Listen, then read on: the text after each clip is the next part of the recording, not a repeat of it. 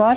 ეს არის ხევი, ყაზბეგის მუნიციპალიტეტი კონკრეტულად არ არსებობს ტურისტული მარშრუტი ჩვენს ქვეყანაში, ტურისტული პაკეტი, სადაც არ არის შეყვანილი 3 დღიანი ტური რო იყოს, ერთი დღე ჩვენ მივდივართ ხევში, სადაც აი ერთგვარი სავიზიტო ბარათია ჩვენი ქვეყნის და ყოველ ჯერზე, აი ყოველ კვირა ხო იქ ვარ, ყოველ ჯერზე აი მოვდივარ ამაღლებული შთაბეჭდილებით, ამაღლებული განწყობით, უკიდურესად განადგურებული ინფრასტრუქტურის მიუხედავად. ჩვენ ხო ძირითადად ღმერთი გჩუქნის ესეთ ადგილებს და სხვა შემთხვევაში სერიოზულად მოვიკოჭლებთ მოვლაში და შემდეგ სათანადო სახით მის წარმოჩენაში. ეხლა ჩვენ გადაცემაც გქონდა უშუალოდ გეოგრაფიულ მდებარეობას რაც შეეხება, თემაც არის ესეთი, ჩრდილოეთის კარიბჭე არის ჩვენი ქვეყნის და თვითონ ძალიან საინტერესო გეოგრაფიული მდებარეობა აქვს ხევს. ჩვენ ვიცით, რომ საქართველოს ჩრდილოეთის საზღვარი მიუყვება კავკასიონის წყალგამყოფ ქედს და არის სამხრეთი მხარე. უბრალოდ აი ამ პატარა მონაკვეთში, რაც ახლა რუკაზეც ჩანს, ეს არის მწვერვალები, ვაციკ-ფარსიდან შავ-კლდემდე არის ესეთი მონაკვეთი, სადაც საზღვარი იწევს უკან და კავკასიონის ქედის არა მარტო სამხრეთი, ჩრდილოეთი ქედიც, ანუ ჩრდილოეთი კალთაც არის საქართველოს იურისდიქციაში. და ამ ტერიტორიას ეძახიან ჩრდილოეთ საქართველოს.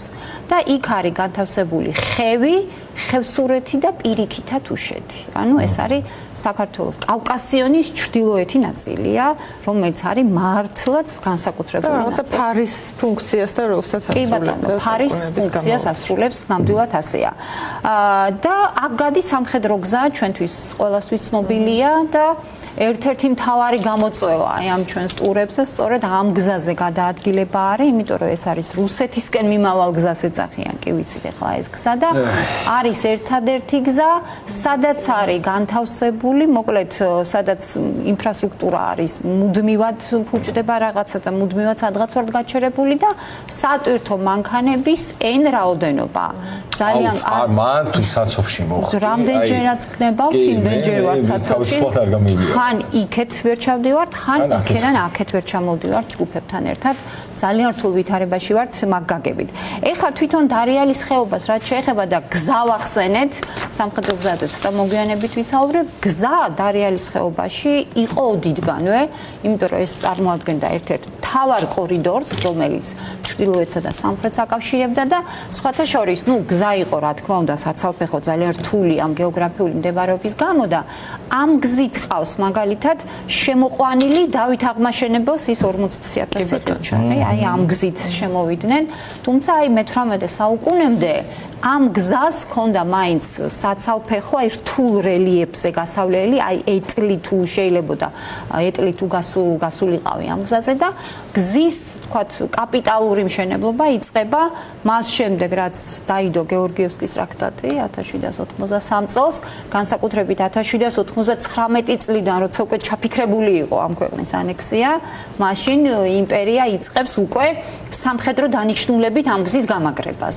და იწყება სამუშაოები და ესე იგი იმდენად რთული, ჯერ კლდოვანი და ზვავსაშიში მონაკვეთები იყო და იმდენად რთული სამუშაო ადგილი იყო, რომ მთელ კავკასიაში ეს იყო აი ყველაზე ძნელი სამუშაო თავისი ლანდშაფტიდან გამომდინარე და ყველაზე ძვირადღირებული პროექტი.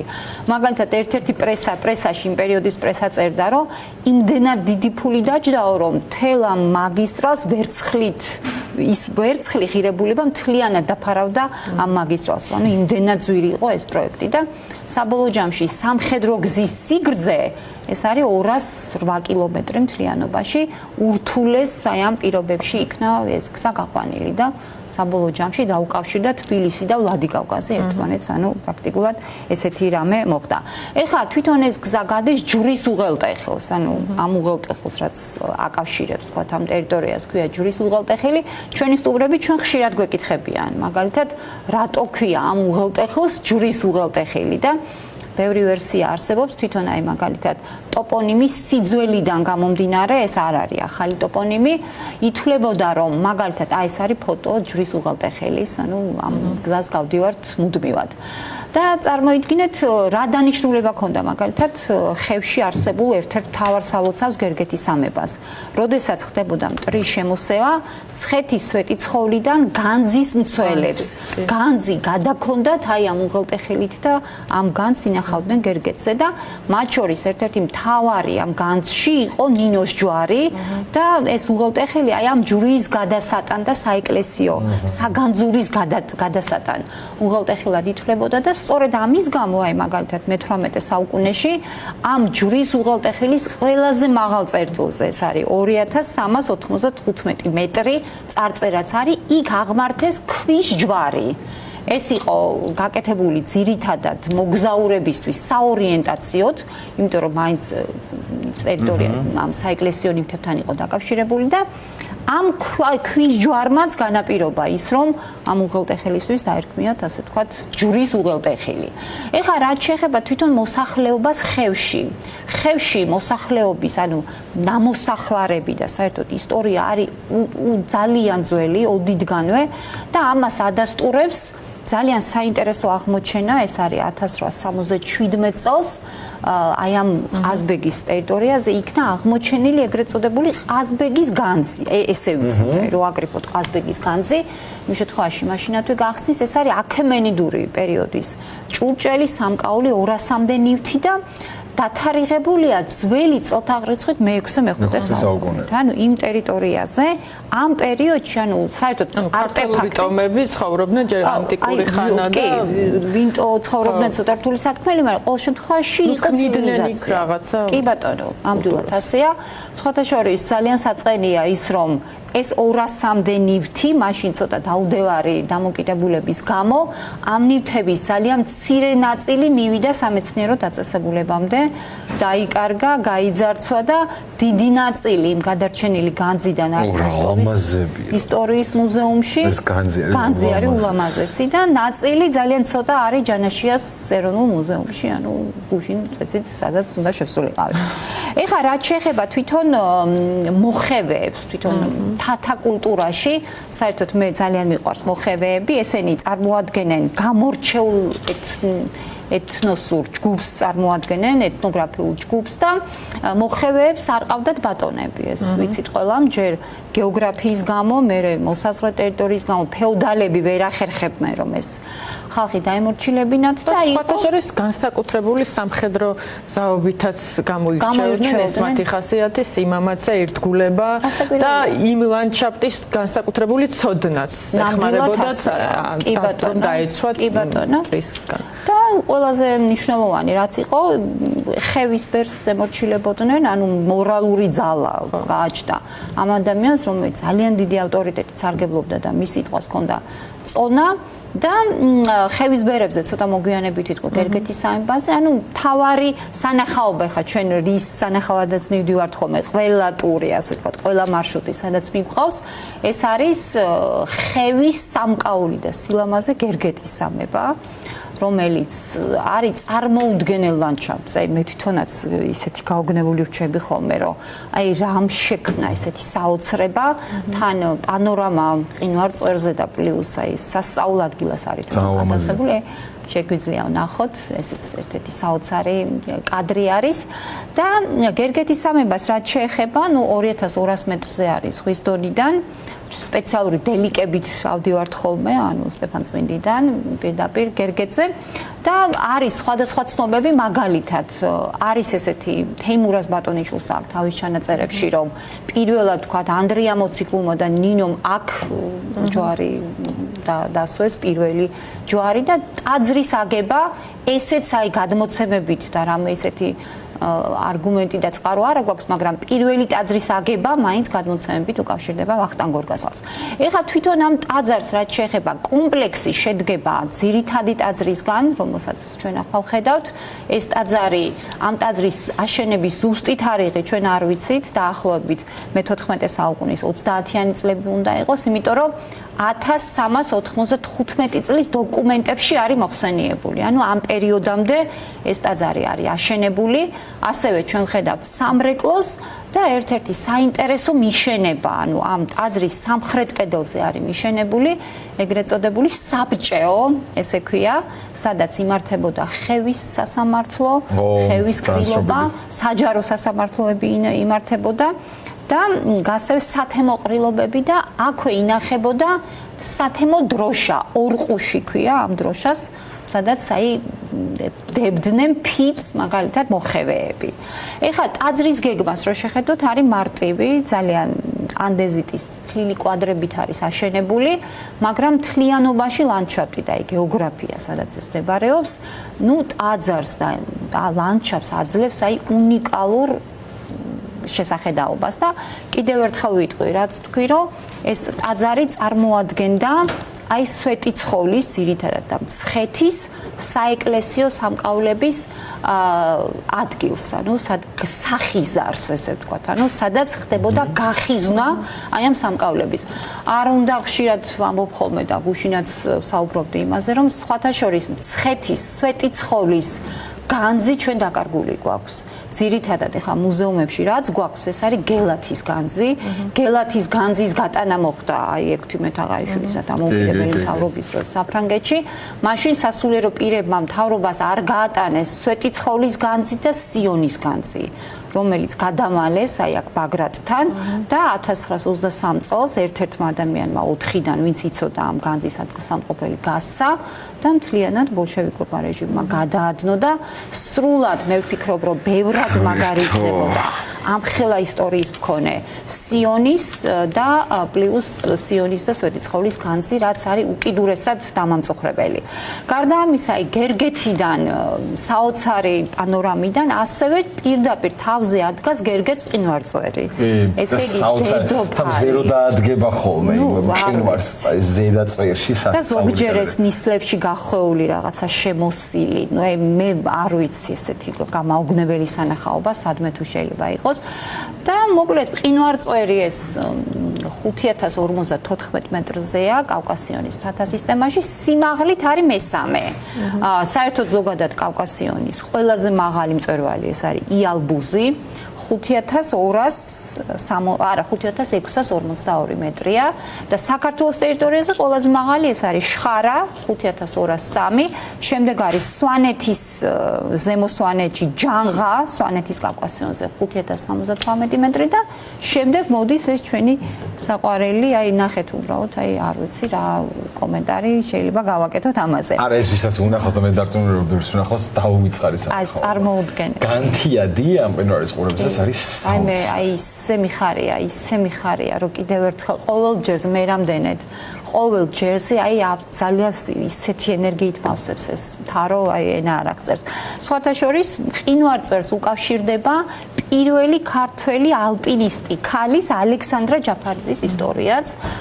სხვათა შორის არ დამავიწყდეს ის ფაქტი, რომ პირველად ბრიტანელებმა დალაშქრეს მყინვარწვერი, ეს იყო წლები შევიხსენო 1868 წელს. ეს იყო დაგლას უილიამ ფრეშფილდი, ბრიტანელების დალაშქრულია და პირველი ქართველი, ასე ვთქვათ, ვინც დადგა ფეხი, ეს იყო ალექსანდრა ჯაფარიძე, ეს ქალბატონი, თავის ძმებთან ერთად და სწორედ ამ ქალმა შეისწავლა და აღმოაჩინა ეგრეთ წოდებული ბეთლემის გამოქვაბული ამ მყინვარწვერზე, რომელიც აქვს აღწერილი ელია ჭავჭავაძეს თავის განდეგილში.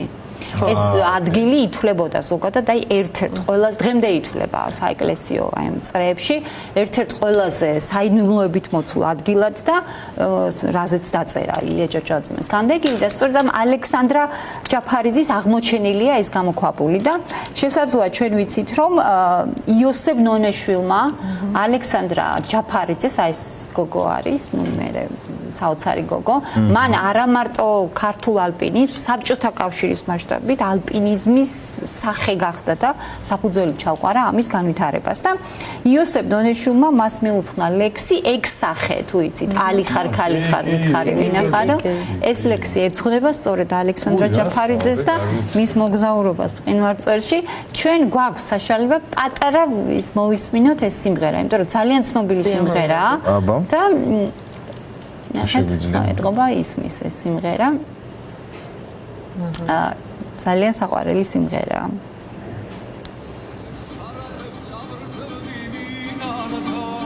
ხო, ну რა თქმა უნდა. ყველა მეცით ხა ის სიმღერა, ეს სიმღერაც ეცნება სწორედ ძალიან მყინვარწვერზე მოსეირნე. ჩვენთვისაც ძალიან სასიამოვნო იყო ამის შეხსენება. ეხლა რაც შეეხება ბუნების ძეგლებს, ხევი არის საქართველოს კუთხე, სადაც ბუნება არის აი მონუმენტური და ყოველთვის ჩვენ მაგას ვამბობთ ხოლმე, ეხლა ხევზე ერთი გადაცემა. არა, ვაიმე რა. საერთოდ მე ვერაფერს ვერ ვიტყვი თრუსოს ხეობაზე პლუს ჯუთა ჭაუხებზე ცალკე გადაცემაში შემოგთავაზებთ, იმიტომ რომ არაერთხელ მაქვს დალაშქრული ორივე და ძალიან ბევრი საინტერესო ფოტომასალა მაქვს, მაგრამ მე მინდა რაც არის აი ხევში რაც მე მომწონს, ბუნება არის მუდმივად მოძრაობაში. ანუ 5 წუთი არ არის ერთი და იგივე კადრი, ნისლი ქარი, ანუ მუდმივად, ანუ ყოველ წამს კადრი მოძრავი ბუნება, ანუ მუდმივად გარდასახვაში ვართ. ეხლა მე მინდა დრო არ მინდა გამექცეს ერთი ძალიან საინტერესო ადგილი ბევრს გექნებათ ნანახი. ეს არის ყაზბეგის მუნიციპალიტეტში სოფელი სნო. ეხლა სნო როგორც პატრიარქ ილია მეორის სოფელი ბევრმა იცის, მაგრამ შესაძლოა ჩვენ მიგვიქცევია ყურადღება ღია ცის ქვეშ არსებულ გიგანტური ქვების ესეთ ქანდაკებებზე და მინდა კიდევ ერთხელ შევიხსენოთ მერა ფირანიშვილი მოქანდაკე, ანუ განსაკუთრებით რატო მინდა ამ ადამიანს ხაზი გაუსვა, 75 წლის არის სამხატვრო აკადემია აქვს დამთავრებული და ეს ადამიანი, ანუ გრანიტის ესეთი ქვებისგან, უზარმაზარი ლოდებისგან აკეთებს პორტრეტებს, მაგალითად. ეს დაახლოებით 80 წლებიდან დაიწყო, ხო? 84 წლიდან დაიწყო. და დღემდე ამის გაკეთება და ეხლა რისი თქმა მინდა და რატო დავიწყე ეს თემა, არანაირი ხელშეწყობა ამ ადამიანს არ აქვს. ის კი არა, პრობლემებია გარემოს დაცვასთან, იმიტომ რომ კალაპოტიდან ქვების წამოღებაში ედავებიან ტერიტორიას არის დავა.